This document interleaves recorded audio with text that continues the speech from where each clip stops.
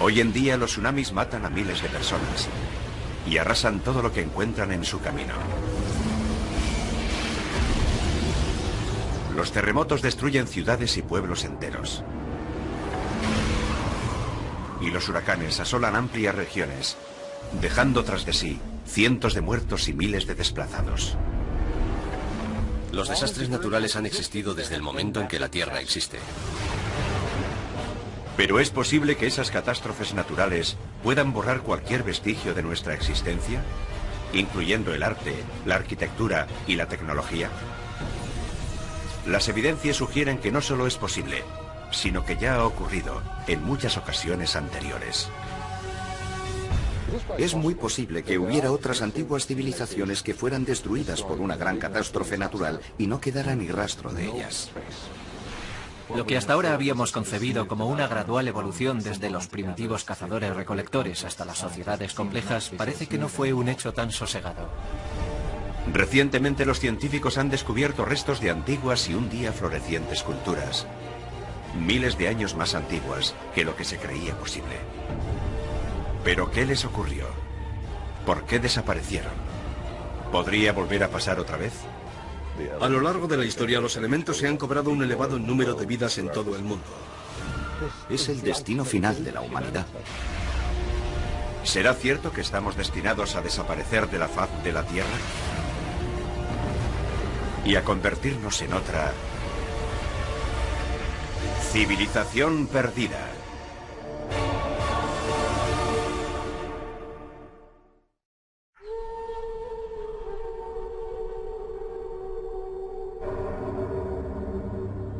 El desierto de Rub al-Khali, en Omán. Es un inhóspito y desolado paraje de la península arábiga, y su nombre en árabe significa el cuarto vacío.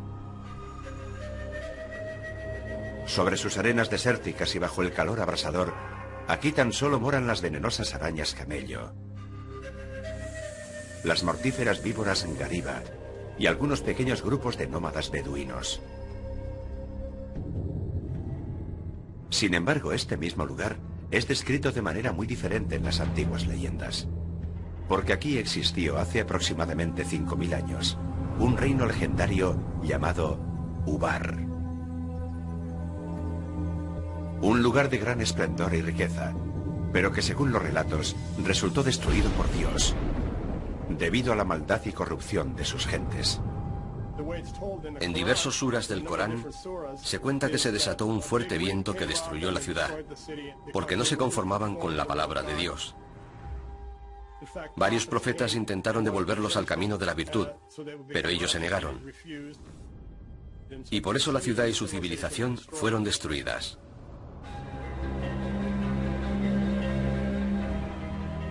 Durante siglos muchos historiadores y exploradores han buscado pruebas de la existencia de Ubar.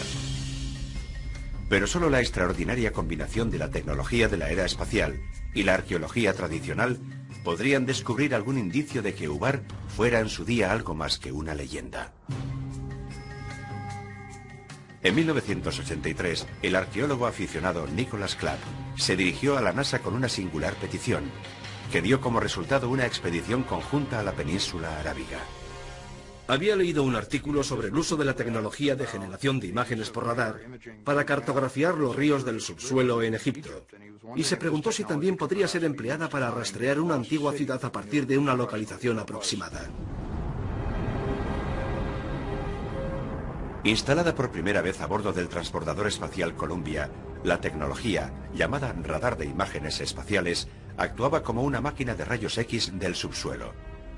Primero se tomaban las imágenes desde el espacio, y después se manipulaban digitalmente para resaltar los detalles imposibles de percibir a simple vista, incluidos antiguos cauces de ríos y rutas de caravanas hoy enterradas por la arena.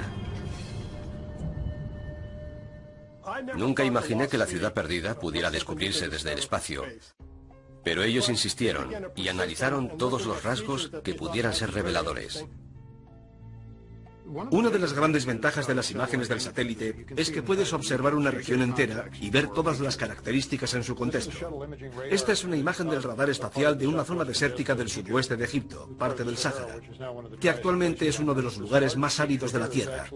Este largo trazo de aquí es un río, el cauce de un antiguo río tan ancho como el actual valle del río Nilo. Esto es un río muy pequeño que discurre por aquí. Pero si nos trasladásemos al lugar, lo que veríamos sería esto. Estamos en medio de uno de esos cauces que mostraba el radar, y la ribera está ahí, un poco más arriba. Aquel descubrimiento avivó nuestro interés, porque los antiguos humanos dependían de las mismas cosas que nosotros. Necesitaban encontrar agua y una red de caminos para transportarla. De pronto fuimos capaces de comprender la relación entre los distintos trazos de las imágenes, y descubrimos algunos vestigios en la zona. Fue un gran salto adelante en la búsqueda de Ubar. Las imágenes de radar de Rub al-Khali tomadas por el satélite también mostraron antiguos caminos de caravanas a lo largo del borde oriental de la península.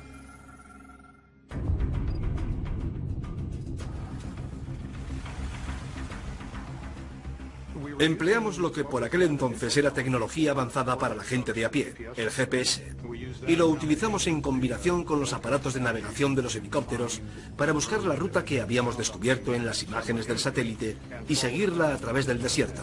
Fue apasionante. Decidimos aterrizar en una zona en la que había una especie de colina y a su pie un pozo de agua. Y cuando bajamos me preguntaron, ¿qué le parece este lugar? Y les contesté, miren, ahí se aprecian unas construcciones. En principio tenía todo el aspecto de ser un antiguo asentamiento humano, con muros de piedra, restos de edificaciones, y había piezas de cerámica por todas partes. Así pudimos identificar una serie de asentamientos que fueron muy importantes en la antigüedad, y uno de ellos resultó ser la ciudad de Ubar. Uno puede imaginarse cientos, miles de caravanas con cientos y miles de camellos y asnos, transportando telas y mercancías de la costa al interior y del interior a la costa a través de la antigua Ubar. Sin duda fue un enclave comercial en el que se agrupaban las caravanas de camellos para cruzar juntos el desierto. De hecho, había una fortaleza aquí, una fortaleza que controlaba el suministro de agua, porque esa era la manera en que se podían controlar las caravanas de camellos. Si querías cruzar la zona, tenías que pagar el tributo. Excavaciones posteriores dejaron al descubierto los restos de 8 torres, unidas por muros de 9 metros. Lo que venía a coincidir con la descripción que de Ubar se hace en el Corán, como una ciudad de majestuosas columnas. Pero si en verdad existió la legendaria urbe, ¿significa eso que las demás narraciones sobre Ubar también son ciertas? Por ejemplo, su destrucción tragada por las arenas. Según la opinión de los geólogos, fue la erosión de un acuífero subterráneo debajo de la ciudad lo que causó la desaparición de Ubar. Los restos arqueológicos encontrados alrededor del yacimiento nos indican que el abastecimiento de agua fue menguando y la fortaleza se hundió en la sima que dejó el acuífero. Y la gente huyó. Algunos murieron. El mismo sorprendente destino narrado en las leyendas ancestrales. ¿Pero en verdad pudo un evento tan insólito acabar con toda una población? ¿Pudo realmente destruir todo vestigio de una cultura? ¿Una lengua? ¿Una civilización? Según la opinión de muchos arqueólogos e historiadores modernos, no solo es posible que una catástrofe natural tenga consecuencias tan devastadoras, sino que además es muy probable. Sabemos muy poco acerca de la historia relativamente reciente, apenas si nos remontamos a 3, 4 o 5.000 años atrás. Pero desde la última glaciación, todo ha cambiado. Incluso las civilizaciones humanas. Las organizaciones y las comunidades humanas anteriores desaparecieron por completo. Las primeras culturas, sobre todo aquellas que no conocieron la escritura, caen en su mayoría en el olvido. Evidentemente no queda ninguna constancia histórica de ellas, y los únicos indicios posibles son los arqueológicos. Pero eso requiere que un arqueólogo descubra algo que pudieron dejar atrás y que a partir de ello reconstruya su historia. Durante décadas, los científicos han creído que los seres humanos existen desde hace aproximadamente 200.000 años. Y lo que llamamos civilización surgió hace apenas unos pocos miles de años.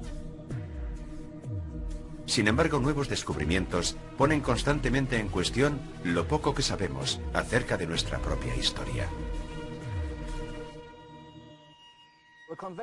Según la opinión más extendida, la civilización empieza cuando surgen las primeras ciudades y se inventa la escritura. Y eso es algo que ocurrió entre el 3000 y el 500 a.C. en Mesopotamia, actualmente Irak. Fue entonces cuando algunas tribus o grupos de individuos pasaron de ser cazadores-recolectores a formar sociedades agrícolas. Empezaron a cultivar su propio alimento. Y una vez que lo consiguieron, se establecieron permanentemente en un lugar. A partir de ese momento de asentamiento de los seres humanos, surge el concepto de civilización. Con mayor o menor exactitud, conocemos el pasado bastante bien hasta una decena de miles de años atrás. También sabemos, gracias a los estudios evolucionistas, cuándo aparecieron los humanos en el mundo. Pero ese hueco entre la aparición de los humanos y el surgimiento de las civilizaciones que conocemos es demasiado grande. Sería muy interesante saber cuándo comienza verdaderamente la civilización. Pero si es cierto que Ubar existió, ¿cuántas otras antiguas ciudades yacen enterradas, esperando ser descubiertas? Y una vez que las descubramos, ¿qué hallaremos? ¿Restos de nuestro pasado más remoto? ¿O las claves de nuestra futura destrucción?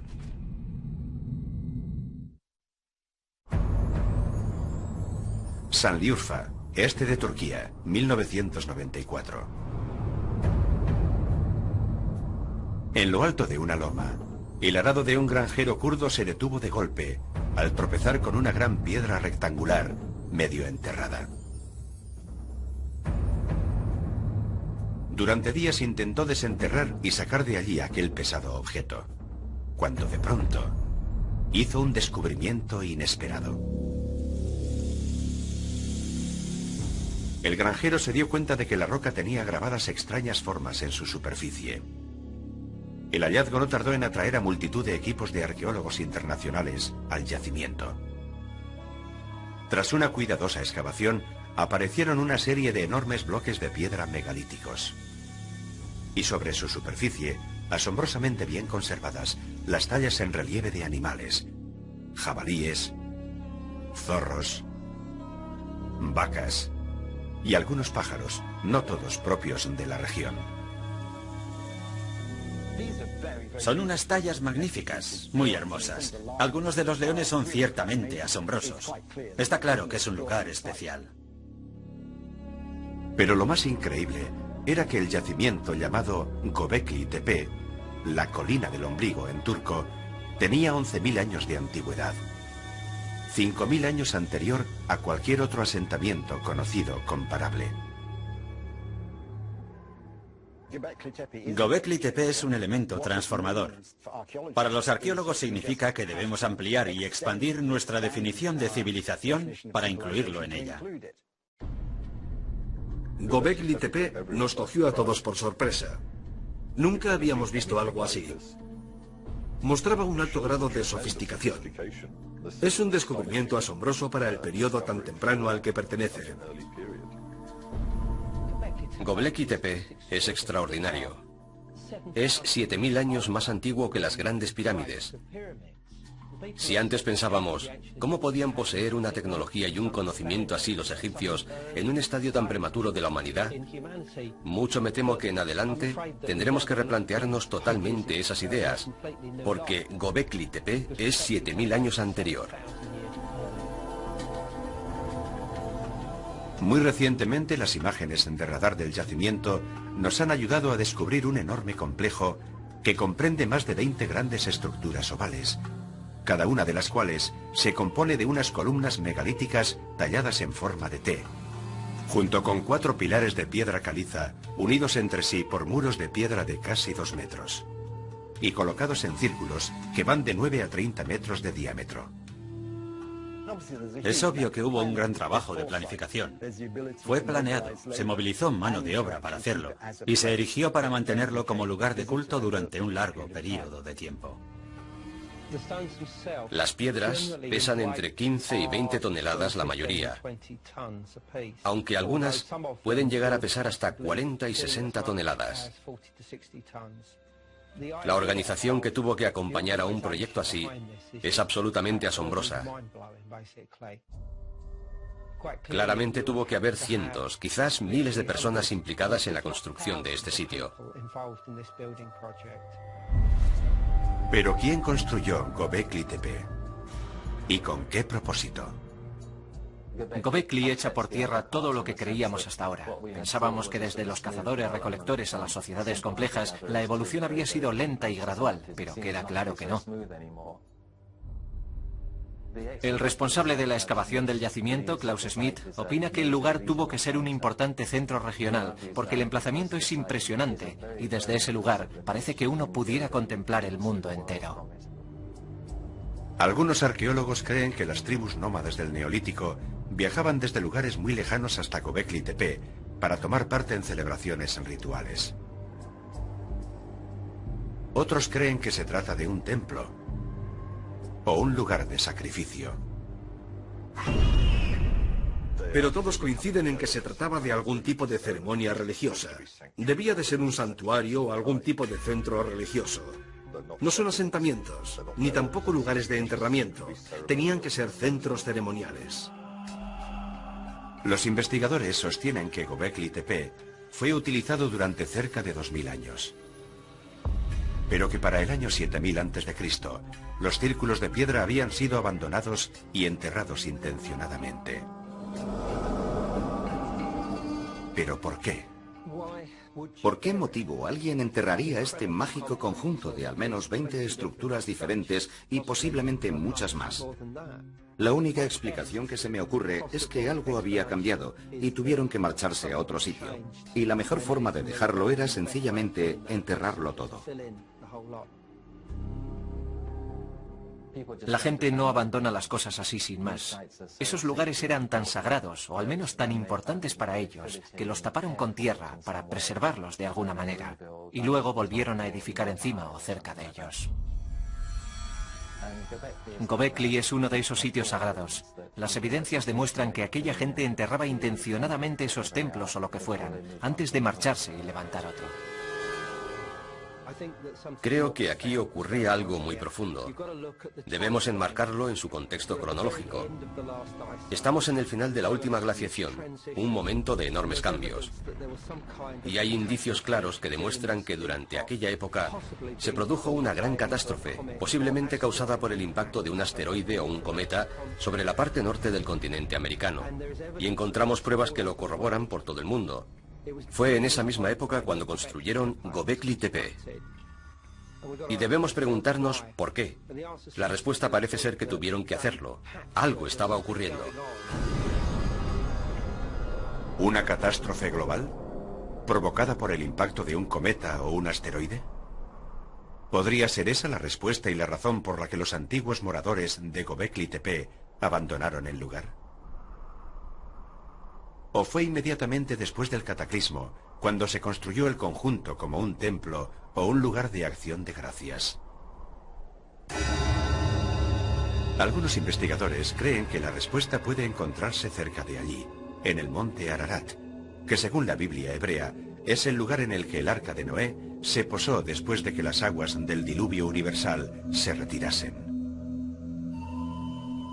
Si nos fijamos en el monte Ararat, nos daremos cuenta de que se encuentra a unos pocos cientos de kilómetros de Göbekli Tepe. Al examinar los animales que fueron tallados en las piedras de Göbekli Tepe, no encontramos explicación para que algunos de ellos fueran añadidos al conjunto. No forman parte de la fauna de la zona.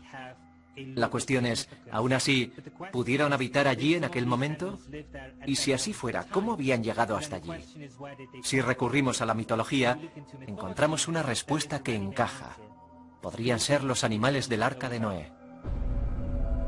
El origen de los relatos sobre el diluvio universal ha sido objeto de amplias investigaciones. Los encontramos a lo largo de todo el planeta.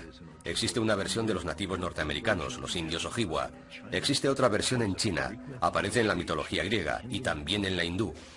Es perfectamente posible que fueran hechos reales los que inspiraran esas leyendas mitológicas. Los relatos del diluvio universal pueden referirse a un diluvio real. Es posible que los mitos y las leyendas acerca de una gran inundación y el rescate de un cierto número de animales a bordo de un arca tenga una base real. Puede que la respuesta la encontremos analizando otras civilizaciones desaparecidas y lo que ellas nos pueden revelar acerca del misterioso pasado de la humanidad y de su incierto futuro.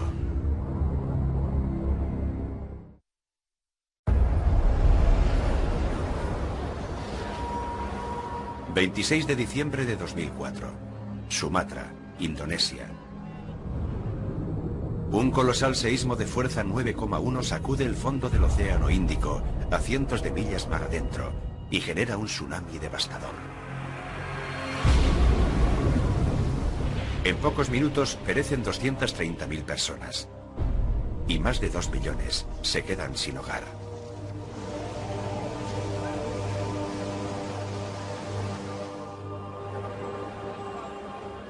Siete años después, el 11 de marzo de 2011, otro terremoto de magnitud 9 zarandea con fuerza el noroeste de Japón. Es el seísmo más fuerte que jamás haya azotado la nación insular. Minutos después, una ola gigante de 10 metros de altura barrió la costa, llevándose por delante ciudades enteras y la vida de 23.000 personas.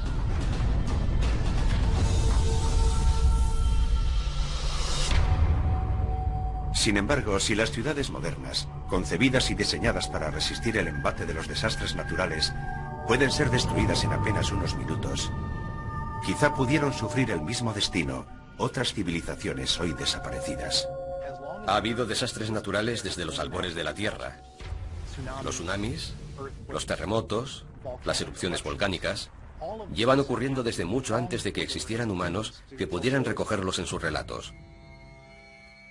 Los volcanes son famosos por haber causado estragos en las civilizaciones antiguas, y Pompeya es el ejemplo más ilustrativo. El Vesubio entró en erupción, y toda una región quedó paralizada en el tiempo y se destruyó.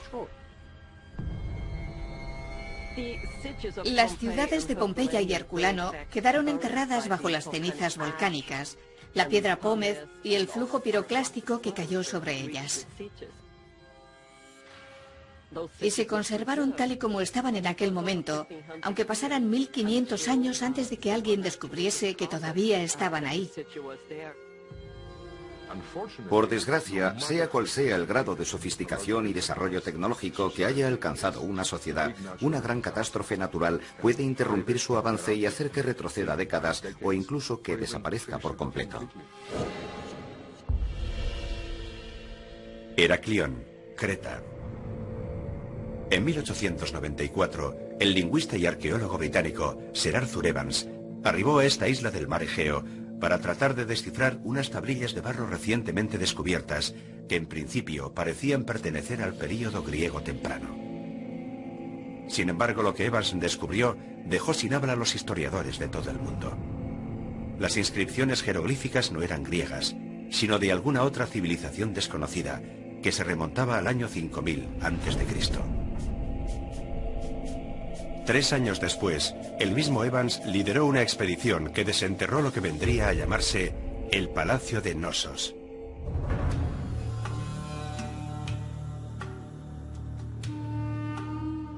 Según los arqueólogos, la enorme construcción albergó en su día estancias hermosamente decoradas, agua corriente caliente y fría, e incluso aseos interiores.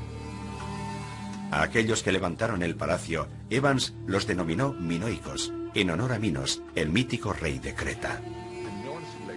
La civilización minoica era la superpotencia del Mediterráneo oriental en la Edad de Bronce. Poseían una gran flota y comerciaban con todos los pueblos de las orillas del Mediterráneo. La civilización minoica de Creta fue una sociedad que empezó a erigir una serie de elaborados palacios con patios para las ceremonias y pinturas y frescos y una elaborada arquitectura. En la actualidad consideramos que los minoicos fueron la primera gran potencia del Mediterráneo. Su reinado se extendió desde el 2500 hasta el 1600 a.C. Pero ¿cómo pudo desaparecer completamente un pueblo tan poderoso y tecnológicamente desarrollado? La mayoría de los estudiosos creen que la respuesta puede estar en una de las mayores erupciones volcánicas de la historia de la civilización, en la isla de Thera, actualmente Santorini, a unos 100 kilómetros al norte de Creta.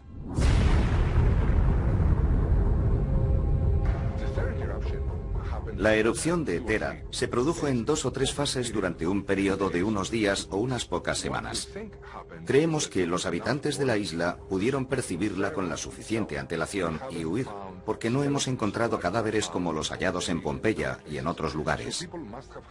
Pero aquellos que habitaban en los lugares cercanos, como Creta, por ejemplo, en modo alguno esperarían que la erupción les fuera a afectar de la manera que lo hizo.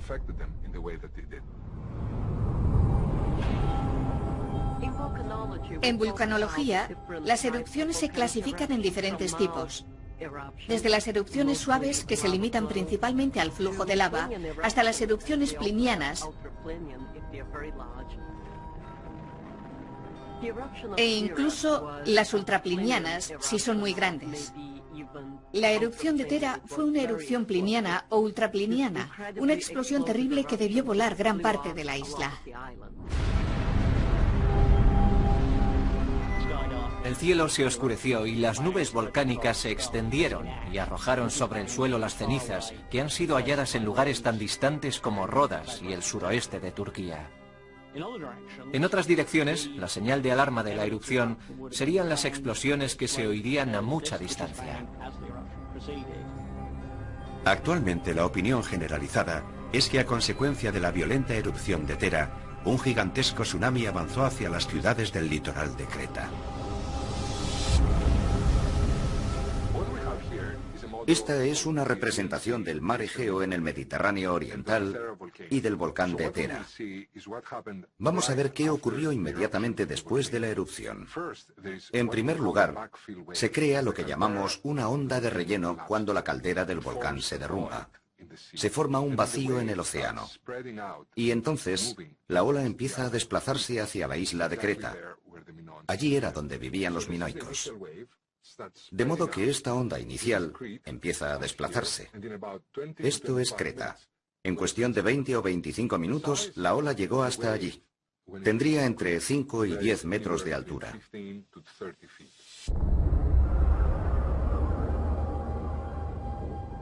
Para comprender mejor qué pudo suponer eso para los minoicos, veamos qué sucedió en Japón en marzo de 2011.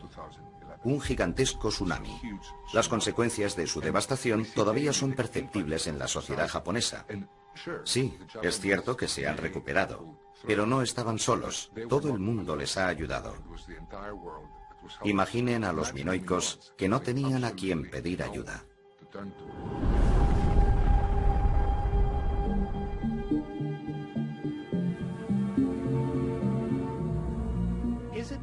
¿Es factible que una civilización haya existido y desaparecido y que venga otra civilización e ignore por completo que hubo otra civilización anterior? Es una hipótesis fascinante que da pie a una gran dosis de especulación y a que mucha gente se plantee si en la Tierra pudo haber una civilización anterior que precediera a todas las posteriores. Pero eso no lo sabemos.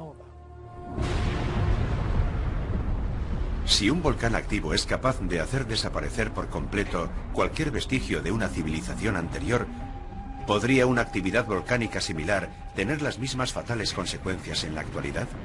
Los vulcanólogos afirman que sí, y han mostrado su preocupación por la posibilidad de que una catástrofe similar se produzca en la costa este de Estados Unidos. En las Islas Canarias, en las proximidades de la isla de La Palma, existen algunas fallas geológicas y un seísmo podría provocar que una gran porción de la isla se deslizase al mar. Si lo hiciera, provocaría una ola gigantesca. El derrumbe del volcán Cumbre Vieja de la isla de La Palma del archipiélago de las Islas Canarias provocaría enormes daños a lo largo de 20.000 kilómetros de costa, desde allí hasta Terranova y hasta la costa este de los Estados Unidos, el Caribe y el norte de Brasil. Los modelos sugieren que cuando las olas alcancen la costa norteamericana tendrán entre 10 y 20 metros de altura. O sea, del mismo tamaño que las olas que vimos en Sumatra en 2004 después del terremoto y que más recientemente observamos en Japón, tras el seísmo de 2011. Pero un desastre natural, como una erupción volcánica, un terremoto o una ola gigante, ¿podrían borrar todo rastro de nuestra civilización? ¿Y hacerla desaparecer por completo hasta el punto de provocar que la historia de la humanidad cambie por siglos?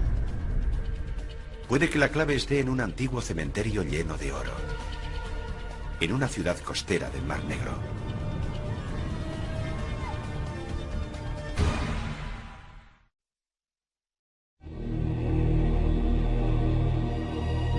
Varna, Bulgaria. Durante siglos, esta ciudad turística del Mar Negro atrajo a viajeros y comerciantes de Europa y Oriente Medio.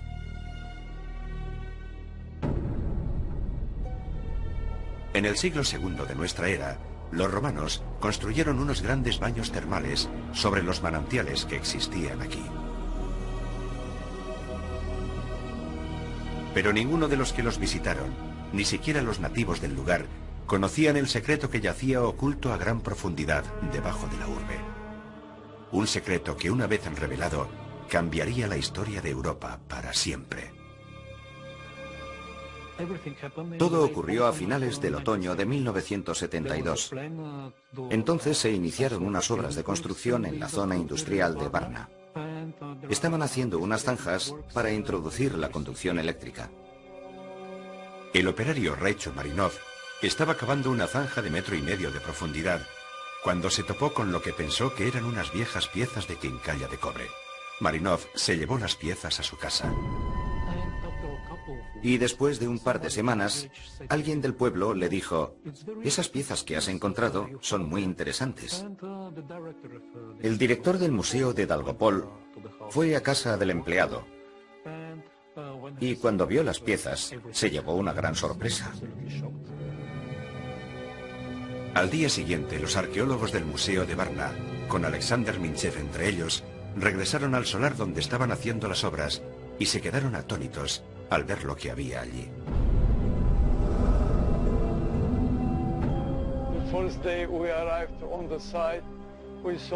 El primer día encontramos varias piezas de oro en el camino, medio enterradas por las pisadas de los trabajadores.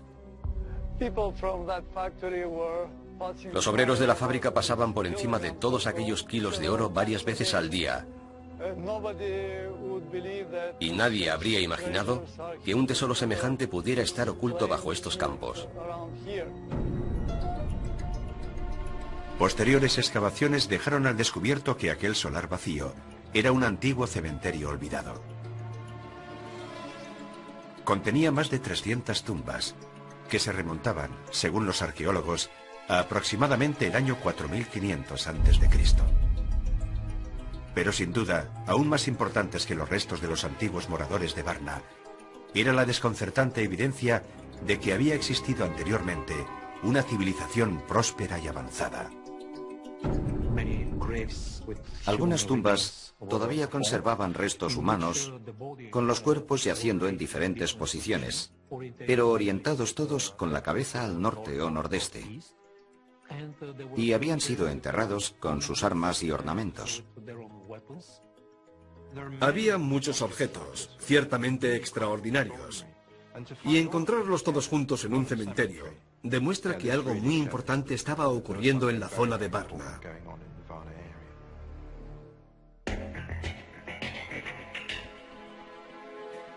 Del interior de los enterramientos se recogieron más de 15.000 objetos de complejo diseño, entre los que había hachas de cobre, piezas de jade y gran cantidad de joyas de oro.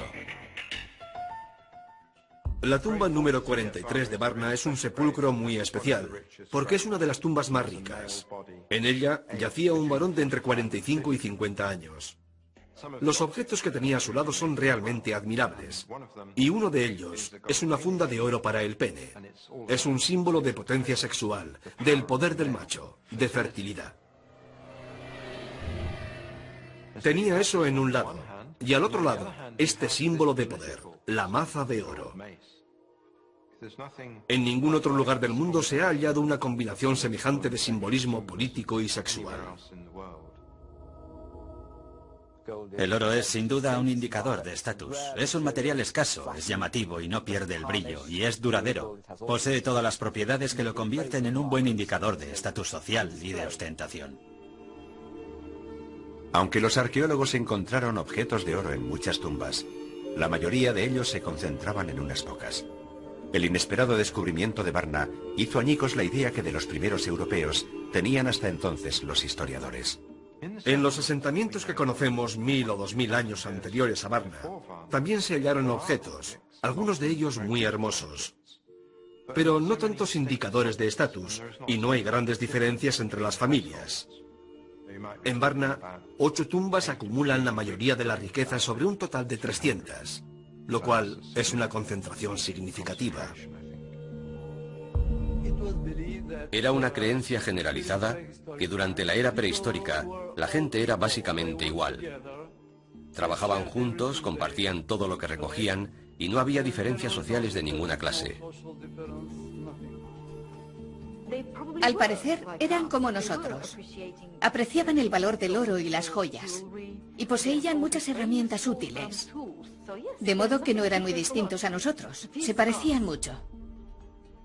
Los vestigios sugieren que Varna era una especie de centro para los mercaderes prehistóricos que ya transportaban armas de cobre a lugares tan remotos como Francia y España, 1500 años antes que otros núcleos similares en Mesopotamia. Varna guarda también estrecha relación con las armaduras, el oficio de la guerra y las batallas, porque en esas tumbas encontramos un gran número de armas, hachas de guerra, puntas de lanzas y puntas de flechas. Queda claro que el poder siempre ha estado ligado a la guerra. Antes de Varna, por supuesto que teníamos noticias de algunas sociedades complejas que ahora sabemos que datan de la Edad del Bronce. El descubrimiento de Stonehenge demostró que allí también habitaba una sociedad compleja, pero es que Varna es por lo menos 3000 años anterior a Stonehenge. El desarrollo de la civilización es una larga historia, y creíamos que sus hitos estaban en Egipto, Mesopotamia y Creta. Pero Varna fue anterior a todos ellos. El amanecer de la civilización europea empezó en este preciso lugar. Bajo esta tierra, la historia guardó sus secretos durante miles de años. No sé lo que hubiese ocurrido de no haber encontrado Varna. Y lo hemos tenido todo bajo nuestros propios pies. Pero cómo desapareció la población de Varna hacia el año 4100 a.C. sigue siendo un misterio. Está probado que en algún momento del quinto milenio, probablemente alrededor del 4200 a.C., el clima de la Tierra cambió drásticamente. Esto provocó que el nivel de las aguas subiera y contribuyó a que las temperaturas subieran. De esa manera, las condiciones para la agricultura empeoraron considerablemente. Quizá fue un cambio climático que provocó falta de agua y hambre la causa real de la desaparición de Varna. Recientes excavaciones arqueológicas en yacimientos del Oriente Medio nos han proporcionado más información. Muchos arqueólogos y estudiosos creen que esos descubrimientos nos ayudarán a resolver el misterio de qué ocurrió realmente en Varna y en otras ciudades perdidas. Otros, sin embargo, subrayan otras señales muy diferentes y más difíciles de admitir. Indicios de desastres naturales y cataclismos de proporciones globales e incluso nucleares. Señales que sugieren que nuestro tiempo se puede estar agotando.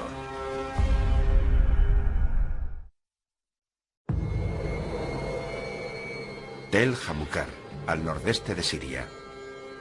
12 kilómetros al norte de la frontera con Irak. A principios del año 2000, un equipo arqueológico del Instituto Oriental de la Universidad de Chicago hizo un sorprendente anuncio. Habían descubierto las ruinas de una civilización con una antigüedad de más de 6.000 años. Las excavaciones habían sacado a la superficie una otrora próspera ciudad llamada Tel Jamukar, llena de lo que parecían ser espléndidas mansiones, prósperos negocios y edificios administrativos. Es grande, tendrá 1 kilómetro cuadrado.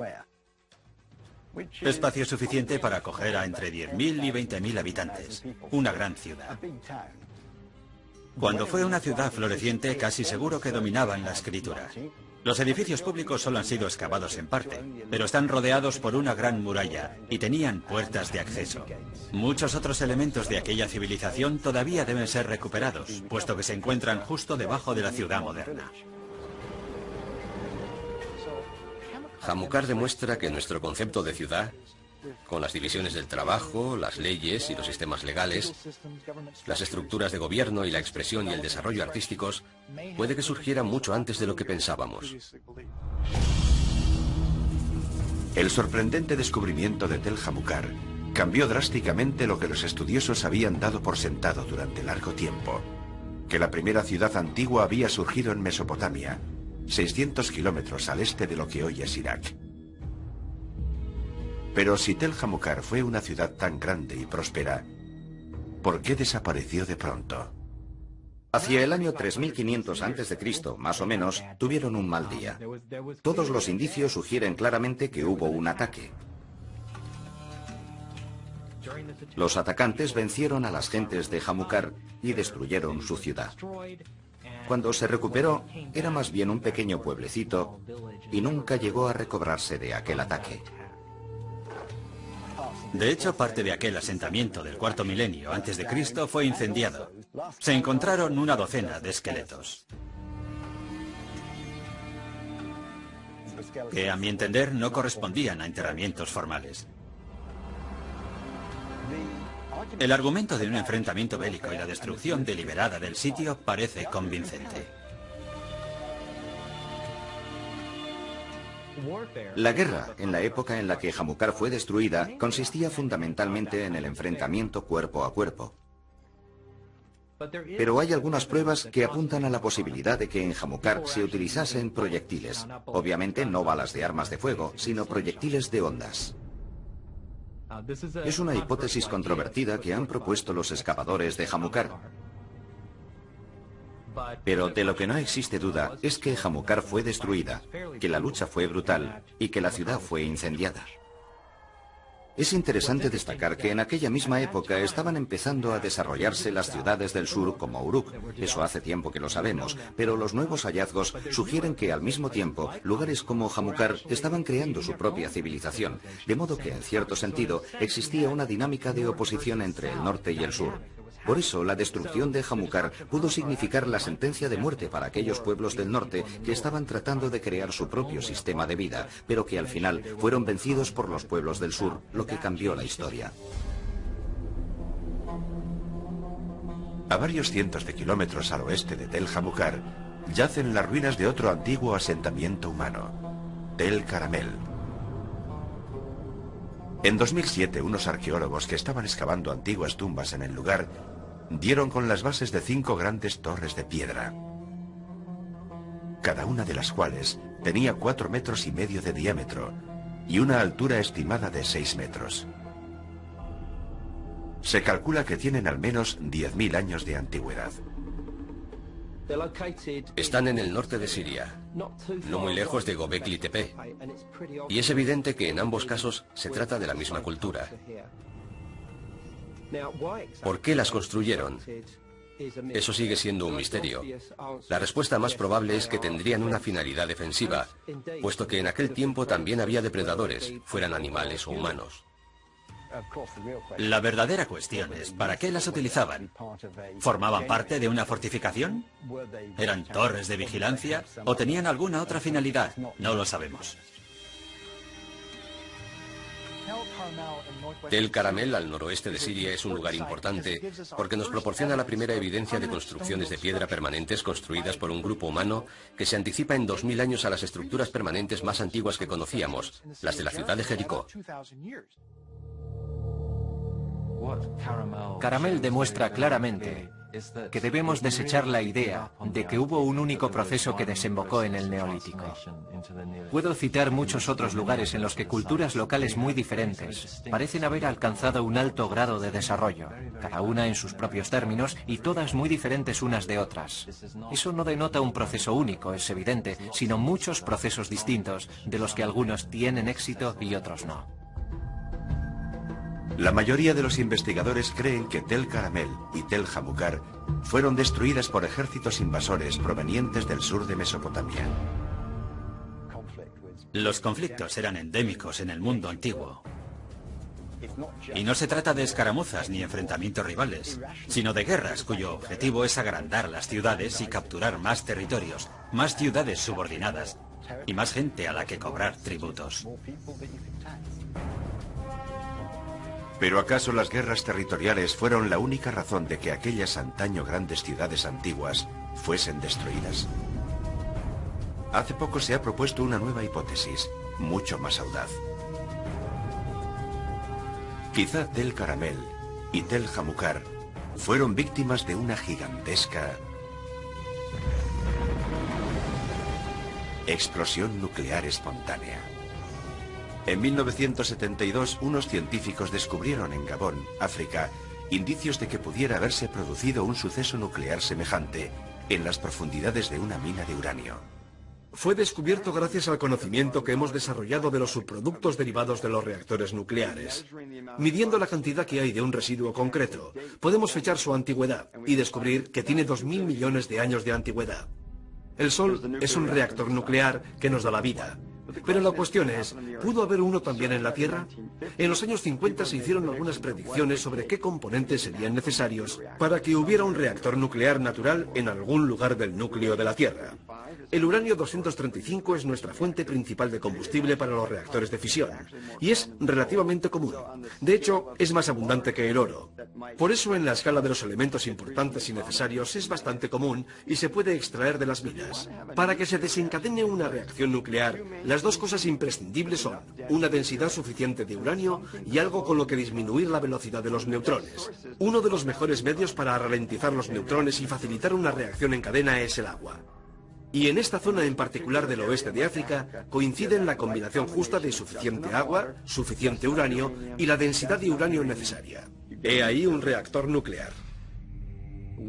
El estallido de un reactor natural provocaría un desastre de la magnitud del de Chernóbil, una emisión de radiación que afectaría a la salud de la población. Una explosión de fisión nuclear, que es lo que ocurriría con el uranio en un escenario natural, es algo que ninguno deseamos que ocurra. Si ocurriera, estallaría en el interior de la Tierra. Sería muy parecido a la erupción de un volcán. Un desastre natural. Hoy en día algunos científicos creen que una explosión nuclear de esas características habría borrado todo signo de vida a cientos, quizá miles de kilómetros a la redonda del depósito de uranio. Y si ocurrió en el oeste de África, ¿por qué no pudo suceder también en cualquier otro sitio de la Tierra? En Tel Jamukar, por ejemplo. Sabiendo que ya ocurrió en un lugar hace 2000 millones de años, es posible que haya otras bolsas y otros sitios, sobre todo bajo la corteza terrestre, en los que no hemos mirado detenidamente. No creo que mucha gente haya investigado la hipótesis de que pudieran ser varias enormes catástrofes naturales las que provocaron la desaparición de las civilizaciones. ¿Cuántas de ellas pudieron desaparecer sin que nosotros lo sepamos hace 20 o 30.000 años? Porque solo nos centramos en las civilizaciones de los últimos 5.000 años. La historia china y la de los egipcios es todo lo más lejos que podemos llegar. ¿De verdad es posible que las civilizaciones prehistóricas fueran destruidas por unas explosiones naturales catastróficas acaecidas en el interior de la Tierra? ¿O quizá la destrucción en masa de las antiguas ciudades la provocaran otros agentes venidos de muy lejos.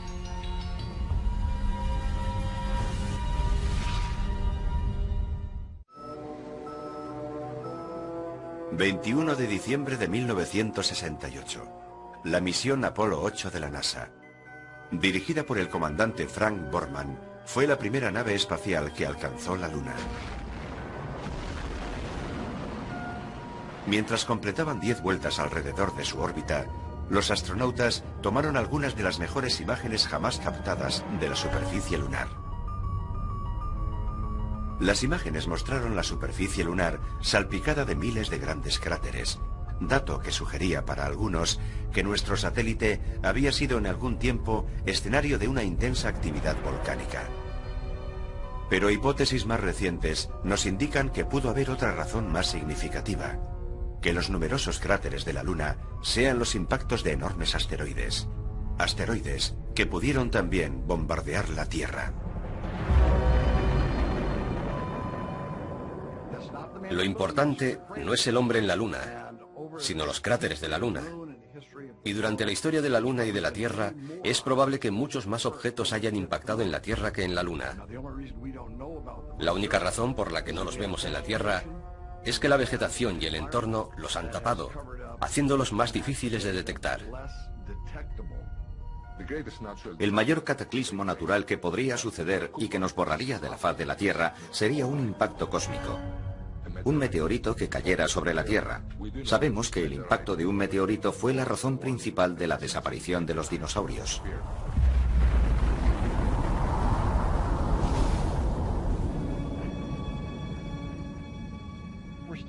Nos encontramos en el borde del cráter del meteoro, un lugar muy conocido del norte de Arizona porque en él impactó un meteorito.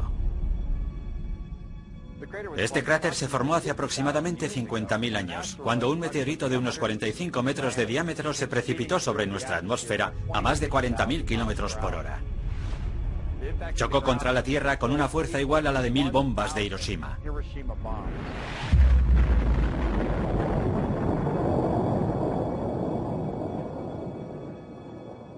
Después del impacto, todo lo que quedó de él fue este cráter, que tal y como lo conocemos hoy en día, mide 1,2 kilómetros de diámetro, unos 4 kilómetros de circunferencia y casi 170 metros de profundidad. Es decir, que si metiéramos el monumento a Washington en su interior, la punta del obelisco llegaría justamente al borde del cráter. Si un episodio así aconteciera en un área densamente poblada, como Nueva York, por ejemplo, todo rastro de vida desaparecería en un radio de 15 kilómetros.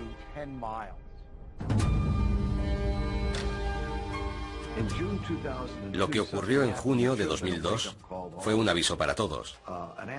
Un asteroide del tamaño de un campo de fútbol cruzó entre la Tierra y la Luna, a 1/3 de la distancia a la Luna.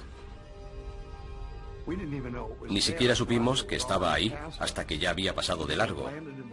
Si se hubiera precipitado en el Pacífico, el sur de California se lo habría tragado un tsunami. Un objeto de semejante poder destructivo nos pasa rozando y ni siquiera nos enteramos hasta que ya ha pasado. En el futuro, esos peligros no deberían pasar inadvertidos. En 2005, la NASA empezó a hacer un seguimiento de los bólidos cósmicos que tenían más probabilidades de impactar contra la Tierra. Son los llamados objetos próximos a la Tierra. Un objeto próximo a la Tierra es un cometa o un asteroide que se desplaza por el espacio cercano a la Tierra. Técnicamente, es cualquier objeto que pueda acercarse a menos de 45 millones de kilómetros. Su tamaño varía desde el de una pelota de golf hasta un bloque de pisos o mucho más. A pesar de que muchos meteoritos del tamaño de una pelota de golf impactan contra la atmósfera terrestre a diario, se desintegran incinerados en las capas altas de la atmósfera. Solo los asteroides de al menos 30 metros de diámetro tienen posibilidades de impactar contra la superficie terrestre. Uno de los impactos más recientes de un asteroide contra la Tierra con efectos destructivos se produjo el 30 de junio de 1908 en Tunguska, una remota zona de Siberia. Un objeto de entre 30 y 40 metros de diámetro entró en la atmósfera de la Tierra. La presión de la atmósfera sobre la parte frontal del pequeño asteroide era mucho mayor que la presión en la parte posterior, lo que hizo que se aplastara y explotase a unos 6.000 metros sobre la superficie.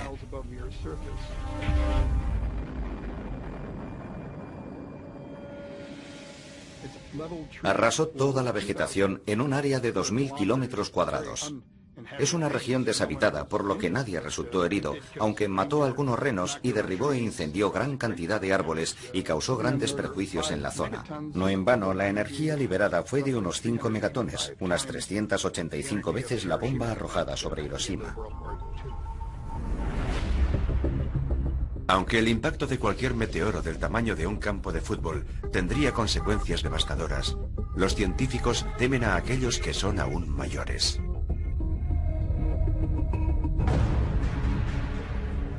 Un asteroide de 1 kilómetro o 2 o mayor, y hay cerca de 1000 de ese tamaño en el espacio cercano a la Tierra, tendría consecuencias fatales en todo el mundo.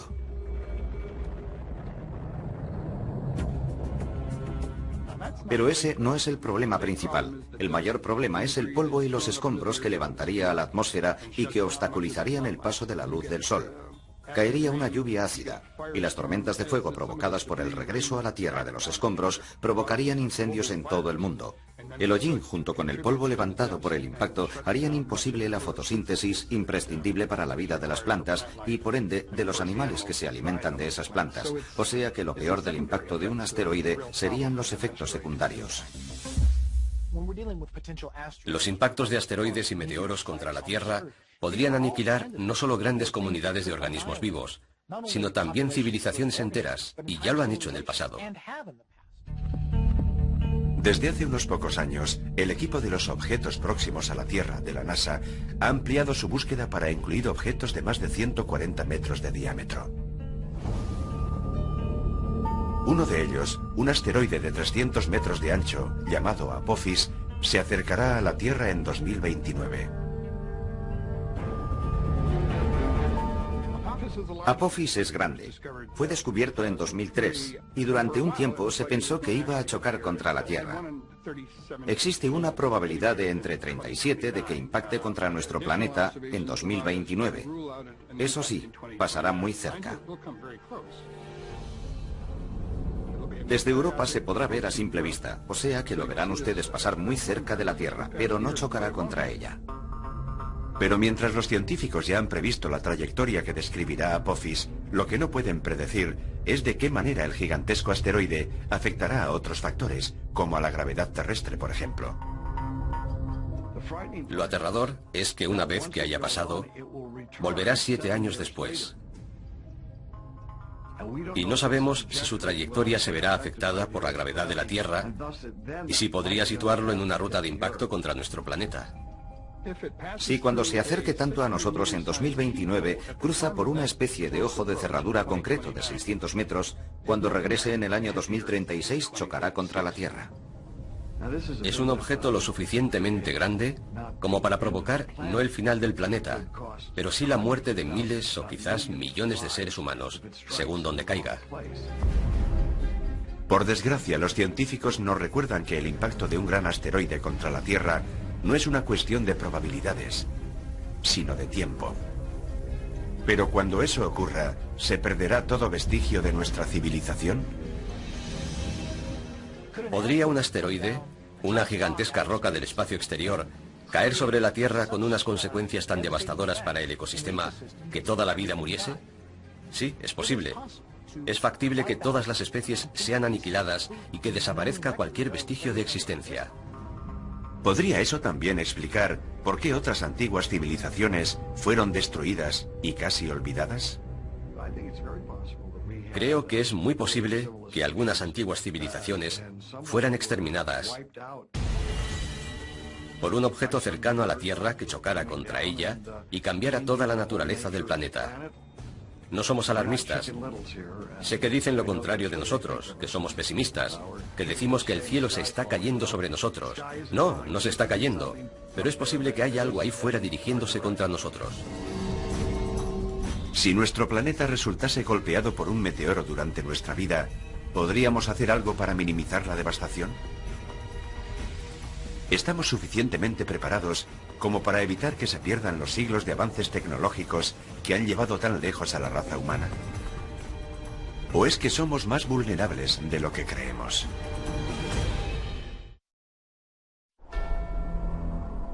El monte Kilimanjaro, en Tanzania. En el año 2000, el paleoclimatólogo Lonnie Thompson y su equipo de investigadores perforan profundamente el glaciar que cubre la cima del monte.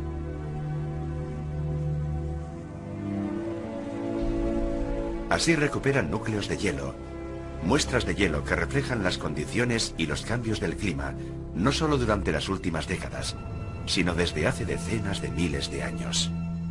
Un núcleo de hielo es una columna de hielo. Desde la superficie tomamos una serie de columnas como esta para descubrir la historia del clima y el medio ambiente en diferentes lugares del mundo. En ellas se distinguen perfectamente las capas anuales y midiendo el grosor de esas capas, somos capaces de saber cómo han evolucionado las precipitaciones a lo largo del tiempo. Registra una cronología de la composición de nuestra atmósfera que se conserva en las burbujas de aire que han quedado atrapadas en el hielo. Así, podemos remontarnos hasta más de 800.000 años atrás, midiendo cosas como el dióxido de carbono, el metano y el óxido nitroso. También hay microorganismos que quedan atrapados en el hielo. De hecho, hemos recuperado organismos que llevaban en el hielo más de 50.000 años. De modo que todo aquello que se encuentra en el aire queda archivado en el hielo. Lo que observamos es que hay periodos de calma y otros periodos en los que se producen cataclismos, y esa es la verdad de la vida en este planeta. Vamos dando tumbos de uno a otro. Las muestras, los núcleos de hielo que Thompson ha recogido en los glaciares de todo el mundo, se conservan aquí, en la Universidad Estatal de Ohio, almacenados en estos grandes congeladores. Ahora disponemos de un espacio de 7.000 metros. Aquí está la única colección del mundo de hielo del trópico. Aquí guardamos los núcleos del Kilimanjaro. También tenemos hielo de la tierra de Francisco José, en el Ártico ruso. Estas son muestras de hielo del Himalaya y del Tíbet.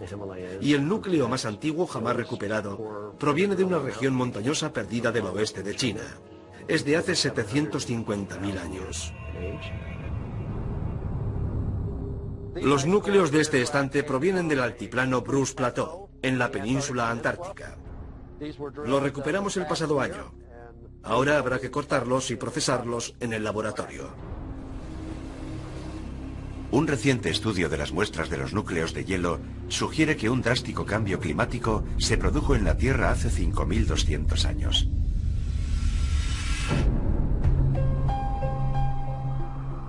Ese cambio repentino coincidió con una época en que nuevas civilizaciones estaban emergiendo en Asia y Oriente Medio.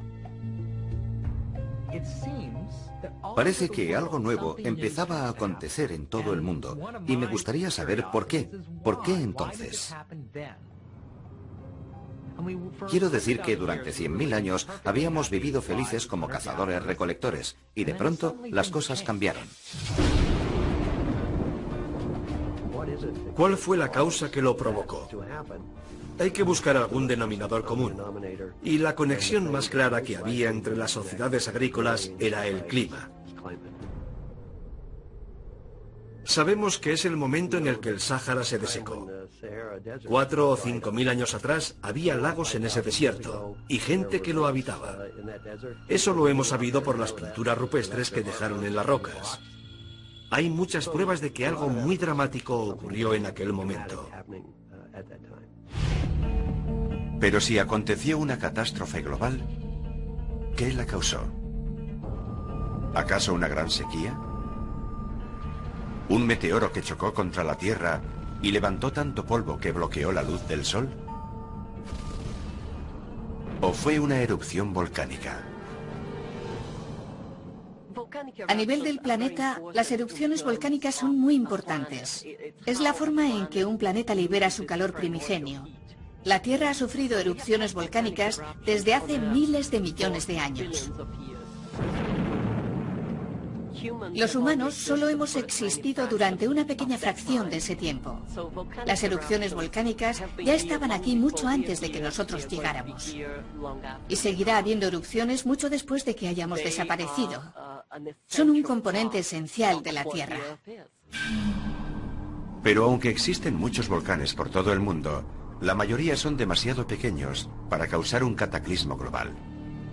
A no ser, claro está, que se trate de un supervolcán.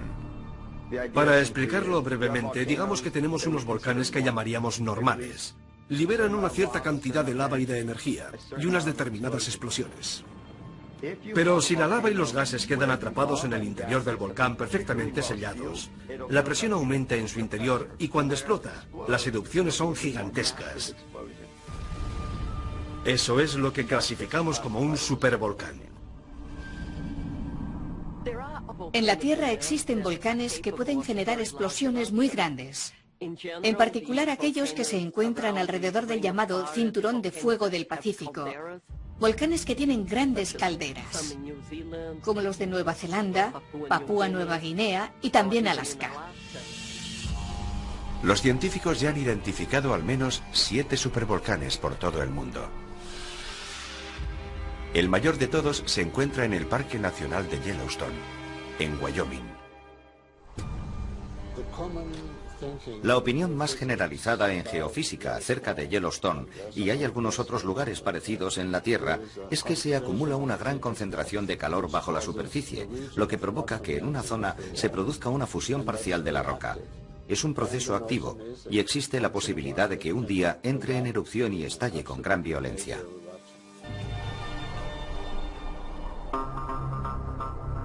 Según los científicos, en Yellowstone, la última erupción ocurrió hace 600.000 años.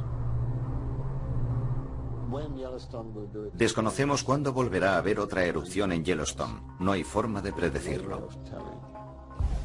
Predecir los fenómenos geológicos es algo así como predecir el tiempo. Siempre que intentes predecir cuándo va a pasar algo, tienes que contar con un amplio margen de error. Yellowstone es un volcán relativamente joven. Todas sus erupciones se han producido en los últimos 2,5 millones de años, y eso es ser joven en términos de tiempo geológico. Que Yellowstone volviera a estallar en una gigantesca erupción cataclísmica sería algo sorprendente, algo que nunca hemos visto en tiempos históricos.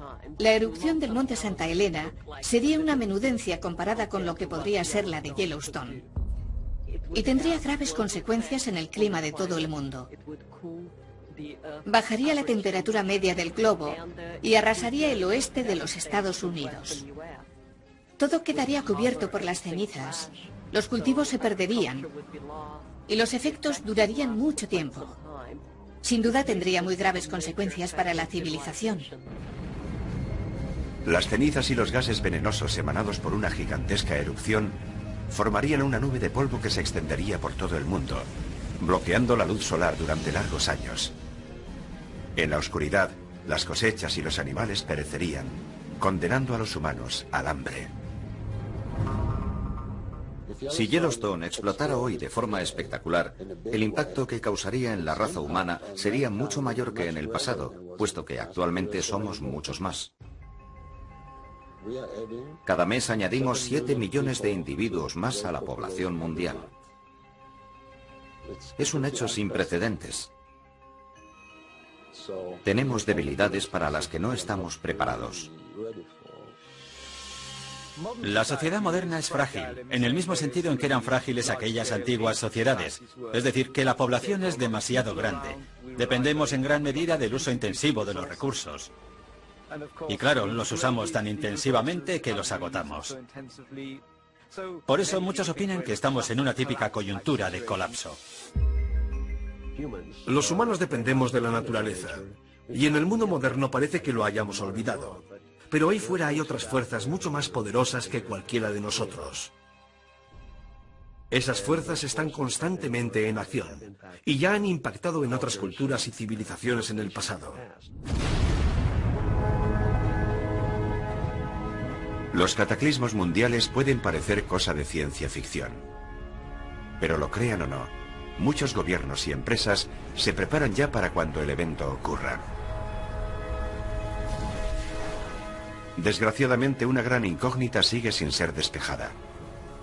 ¿Funcionarán sus planes?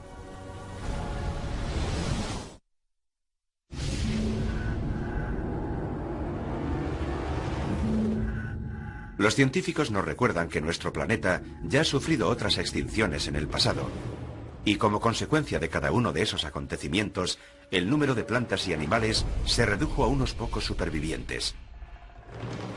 Pero si la civilización tal y como la conocemos ha llegado a su fin, ¿también desaparecerán por completo toda nuestra cultura y nuestra tecnología? A lo largo de la historia hay muchos casos de gentes de tiempos pasados que desarrollaron una tecnología y unos conocimientos que luego se perdieron. Uno de los casos más famosos es el de la Biblioteca de Alejandría en Egipto. Con su destrucción, en los primeros siglos de nuestra era, se perdió todo el conocimiento que los antiguos habían acumulado. Y no era solo el saber de los egipcios, sino el de todas las culturas del mundo clásico. ¿Qué le ocurre a una civilización si todo su conocimiento colectivo es destruido? Nunca sabremos qué tipo de civilización seríamos hoy en día si la Biblioteca de Alejandría no hubiera sido destruida. Guardaba muchísimos conocimientos, especialmente conocimientos médicos que dominaban los egipcios y que nosotros desconocemos. ¿Habremos recuperado una buena parte de aquello? ¿Habremos redescubierto mucho? Es posible. Pero ¿cuánto más habríamos avanzado de no haber perdido aquel conocimiento y haber tenido que volver a empezar y redescubrir algunas cosas? Siempre cabe la posibilidad de que algunas áreas del conocimiento de aquellas primeras sociedades se hayan perdido para siempre. Pero nunca lo sabremos, puesto que no tenemos modo de averiguarlo. A diferencia de épocas anteriores en las que mucha información se guardaba tallada en piedra, hoy día nuestra información y los registros de nuestra vida diaria se almacenan en chips de memoria de silicio. Pero si desaparecen, será increíblemente difícil. Tendrán que pasar decenas de miles de años para que la gente reconstruya nuestras vidas y se hagan una idea de cómo era nuestra forma de vida. Irónicamente, es probable que el arte prehistórico sobre la roca tenga más probabilidades de supervivencia en un futuro inmediato que la mayor parte de nuestra moderna tecnología. Hutchinson, Kansas.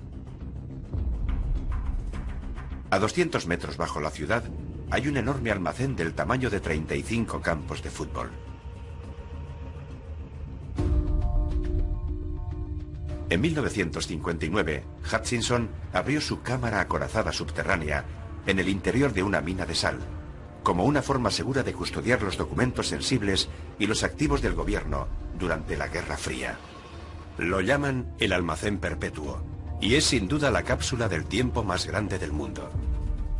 El subsuelo no es siempre el lugar más adecuado para guardar riquezas, pero posee algunas virtudes importantes.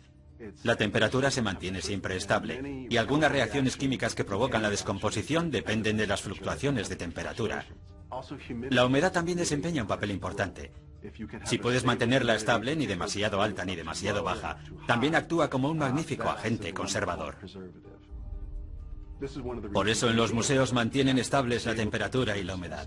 Y una forma de mantenerlas inalterables sin que sea necesario un gran gasto de energía es sumergirse en el subsuelo. Y aún mejor en una mina de sal, puesto que la sal actúa como un protector natural.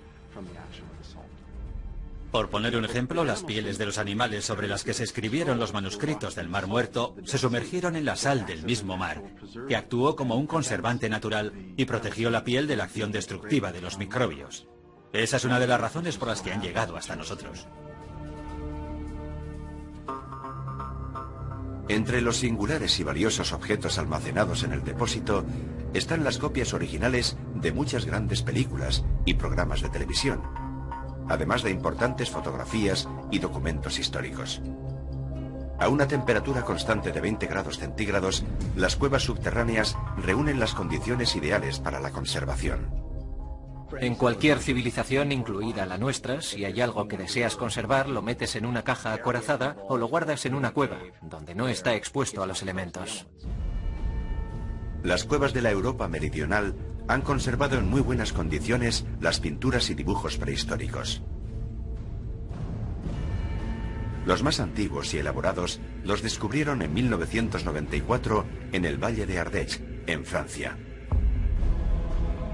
Los expertos han datado las pinturas del interior de la cueva Chauvet en el año 30.000 a.C. Es una de las mejores cuevas ornamentadas de la edad del hielo que tenemos. Es extraordinaria. Nunca se había encontrado una de ese tamaño en toda la región. Es increíblemente valiosa. Contiene cerca de 400 pinturas y grabados de animales, hermosas representaciones de caballos, rinocerontes y osos. Una variedad de escenas impresionante.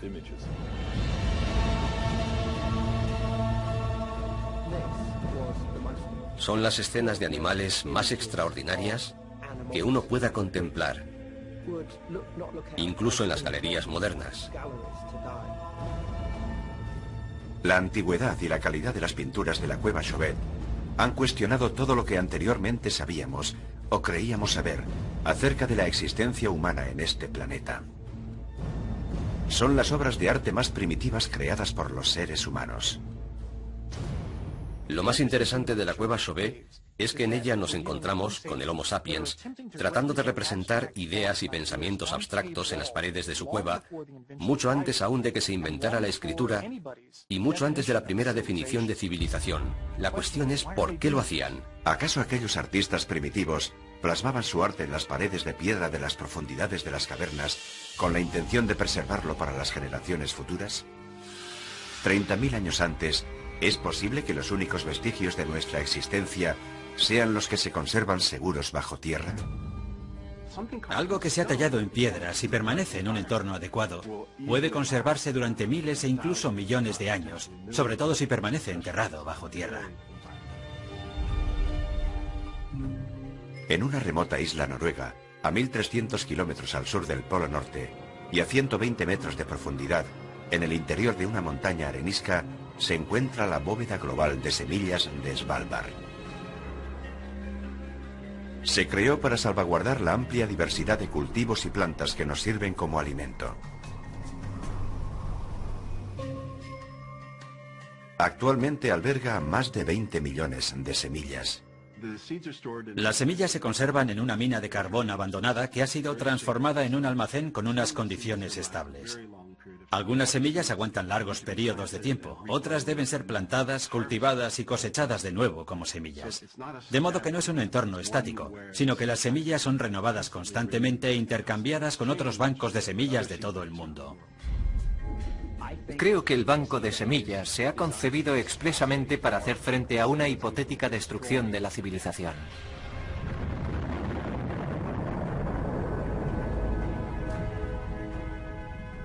Es una forma de asegurarse de que si alguien sobrevive, si alguien es capaz de iniciar la reconstrucción, pueda disponer de todo eso.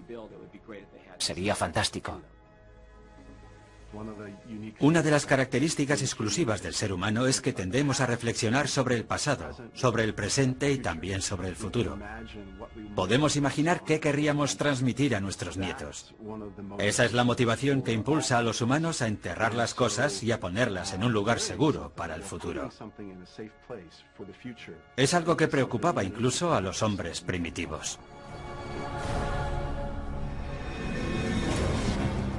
Si las civilizaciones de la antigüedad guardaron deliberadamente el testimonio de su conocimiento y su desarrollo tecnológico en las cuevas y otras estructuras subterráneas, esos tesoros escondidos podrían ayudarnos a resolver el misterio de quiénes somos y de dónde venimos. Y lo que quizás sea aún más importante, señalarnos qué parte de nuestra civilización sobrevivirá en el futuro. ¿Realmente podemos desaparecer del planeta sin dejar ni rastro? La vida en el planeta Tierra, según los científicos, se formó hace aproximadamente 4.500 millones de años. Aunque la mayoría de los investigadores coinciden en que la raza humana solo ha existido durante los últimos 200.000 años. ¿Pero podrían estar equivocados? ¿Es posible que las civilizaciones humanas hayan existido sobre la faz de la Tierra desde hace cientos de miles de años y que su testimonio se haya perdido, enterrado bajo la superficie del planeta? Indudablemente es cierto que teniendo en cuenta que la prehistoria humana se mide en millones de años y que la civilización la medimos en decenas de miles de años, en medio queda un espacio en el que es fácil que algún tipo de civilización se haya perdido. Hay razones de peso para creer que en el pasado remoto hubo otras civilizaciones que sencillamente desaparecieron, sin dejar rastro. Aunque retrocedas 1 millón de años o 100 de millones de años, da igual. No representas más que una pequeñísima fracción en el ciclo de vida de la Tierra. Hace 100 millones de años los dinosaurios caminaban sobre la Tierra. ¿Y si otra forma de vida los hubiera precedido 1000 millones de años antes? No hay forma de que lo sepamos, ni de que confirmemos lo contrario. No, y nunca lo sabremos. Si la Tierra sufriera un cataclismo global, ¿qué ocurriría con la raza humana? ¿Qué pasaría si toda nuestra civilización fuese arrasada por una erupción volcánica gigante que convirtiera la atmósfera en una nube tóxica y todos muriésemos? ¿Volveríamos a aprender a cocinar con el fuego? ¿Cuánto tiempo nos llevaría? Solo sobrevivirán los que se encuentren en lugares lejanos y resguardados. Empezarán por ser cazadores-recolectores de nuevo hasta que miles de años después vuelvan a construir una civilización. Si efectivamente algunas antiguas civilizaciones se han perdido, ¿será posible también que los restos de nuestra sociedad moderna actual terminen enterrados bajo tierra y olvidados en el tiempo? Tomemos el caso de Chernóbil, por ejemplo, para constatar con qué rapidez se han deteriorado las construcciones modernas.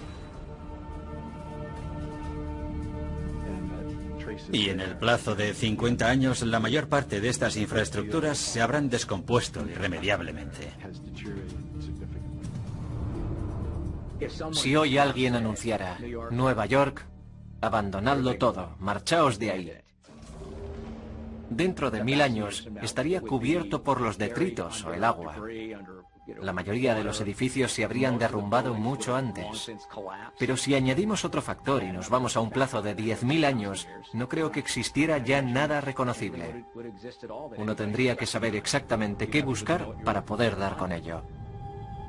Puede que alguno de los escasos remanentes de la tecnología humana que perdure sea uno de sus subproductos más peligrosos. Los residuos nucleares. El mayor peligro es, por supuesto, la radiación. La parte positiva de los materiales radiactivos es que con el tiempo se descomponen y desaparecen naturalmente. El problema es que en el caso de algunos de ellos, para que eso ocurra tienen que pasar miles, decenas de miles y hasta millones de años. Por eso es imprescindible diseñar un lugar de almacenamiento en el que depositarlos durante tan largo tiempo. La controversia es grande a la hora de decidir cómo deshacerse de los residuos nucleares que generan la energía y las armas nucleares. Deben ser almacenados en algún lugar de la Tierra. Pensaron enterrarlos en el subsuelo a gran profundidad. Es la llamada solución geológica al problema de los residuos nucleares. El Departamento de Energía de los Estados Unidos ha puesto a trabajar a un grupo de investigadores junto con los ingenieros en los lugares seleccionados para almacenar los residuos nucleares. Su tarea será desarrollar un sistema de alarma universal que pueda ser entendido por los humanos del futuro, al menos durante otros 10.000 años.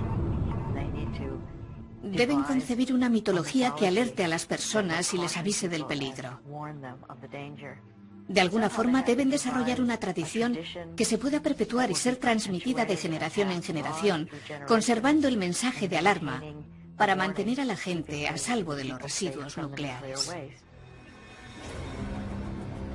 El plan que están considerando en la actualidad contempla un gran movimiento de tierras para rodear todo el perímetro del lugar.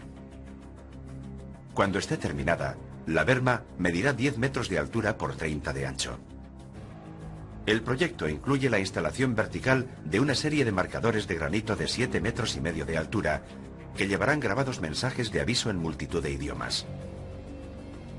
Pero, ¿serán verdaderamente efectivas esas series de signos crípticos? ¿O serán tan misteriosos e inescrutables como los tallados en Göbekli Tepe o en los megalitos de Stonehenge? Lo que no puedes poner es una calavera y 2 huesos cruzados. ¿Qué significado tendrá eso de aquí a 500 años? ¿En qué lenguaje pones los avisos? ¿Pones algo así como no excavar aquí o peligro? Es muy difícil. En la larga historia de nuestro planeta, la actividad humana no ocupa más de un 1% de sus 4.000 millones y medio de años de existencia. ¿Será verdad que solo somos una pequeña migaja? ¿Unos residentes temporales? ¿Condenados a ser olvidados en otros 100.000 años o menos? Desgraciadamente, los seres humanos somos capaces de aniquilarnos los unos a los otros. Podremos destruir la raza humana, pero no podemos acabar con el planeta. La Tierra ya estaba aquí mucho antes que nosotros y seguirá estando aquí mucho después. Si todo rastro de nuestra civilización puede ser destruido tan fácilmente, ¿cómo pueden saber con certeza los historiadores que todo lo que estamos viviendo no ha ocurrido ya anteriormente?